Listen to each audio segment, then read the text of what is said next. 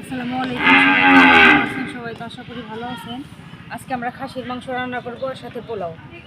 তো আমি খাসির মাংসটা আগে থেকে পরিষ্কার করে নিয়েছি, পেঁয়াজ মরিচ সব কিছু কাটা অলরেডি হয়ে গেছে। তো এখন আমি আদাটা বেটে নিব।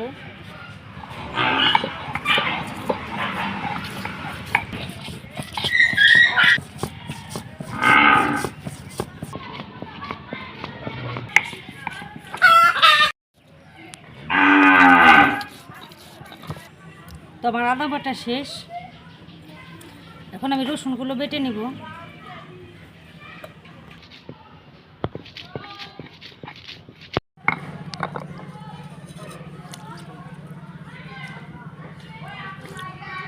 তো আমার এখানে মাংসটা রেডি হয়ে গেছে। তো আমি এখন এটা ম্যারিনেট করে নেব। তো তার জন্য লাগবে হচ্ছে আমার একটু আদা বাটা দেব, একটু রসুন বাটা দেব,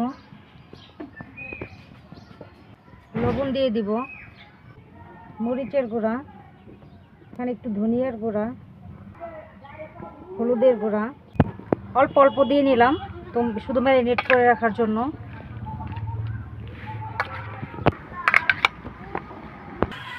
আমি এখন ম্যারিনেট করে এটা 10 মিনিট ঢাকনা দিয়ে ঢেকে রেখে দেবো। এটা হচ্ছে আমার নতুন চুলার পার্সোনালি এই বাড়িতে। তো এটা নতুন করে তৈরি করে দিতেছে, এখনো মানে পুরোপুরি তৈরি হয়নি, উপরের চাল এখনো বাকি আছে, আস্তে আস্তে হয়ে যাবে ইনশাল্লাহ।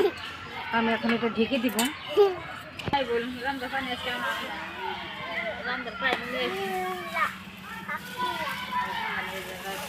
গরম হয়ে গেছে, আমি এখন সরিষার তেল দিয়ে রান্না করব। দারচিনি দিয়ে দিলাম, দিয়ে দিব, দিয়ে দেবো পেঁয়াজ কুচি,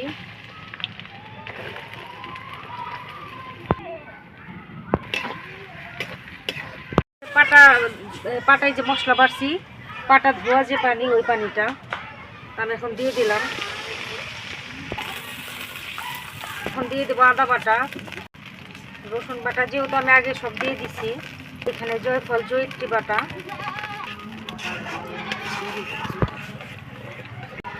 দিয়ে দিব, লবণ, হলুদের গুঁড়া, ধনিয়ার গুঁড়া, মরিচের গুঁড়া। মশলা কষানো শেষ, মশলার উপরে তেল উঠে আসছে। তো আমি এখন এই ম্যারিনেট করা মাংসগুলো দিয়ে দেবো।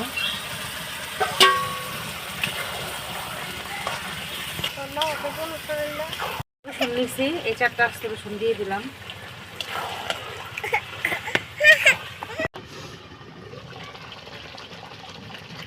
তো আমার মাংস অর্ধেক কষানো হয়ে গেছে, এখন আমি দিয়ে দিব আলু।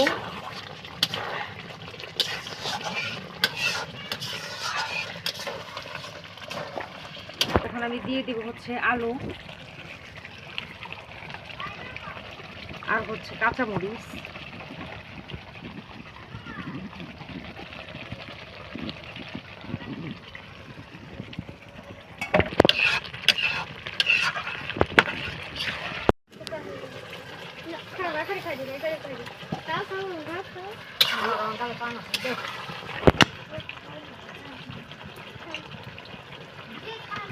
তো আমার মাংস কষানো শেষ, এখন আমি ঝোল দিয়ে দেব।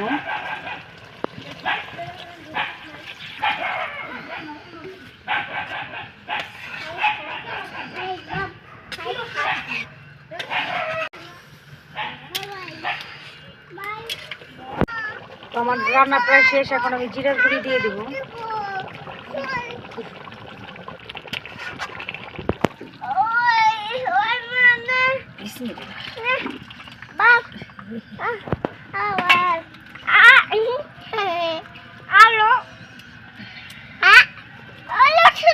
কড়াই গরম হয়ে গেছে, এখন আমি তেল দিয়ে দিলাম। এলাচ, দারচিনি,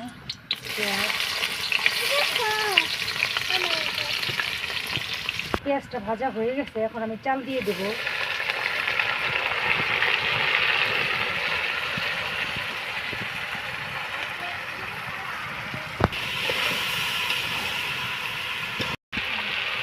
যে লবণ দিয়ে দিতেছি।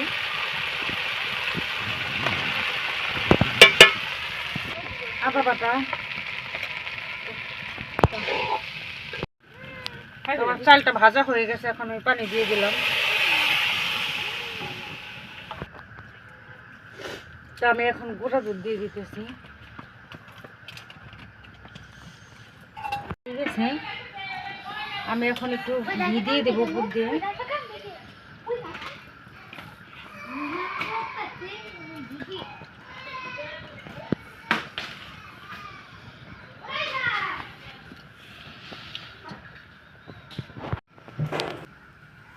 সত্যি মজা হয়েছে না? তবে আমাদের ভিডিওটি যদি ভালো লেগে থাকে অবশ্যই বেশি বেশি like, comment, share and subscribe করবেন আর আমাদের পাশে থাকবেন। ধন্যবাদ সবাইকে। আল্লাহ হাফেজ।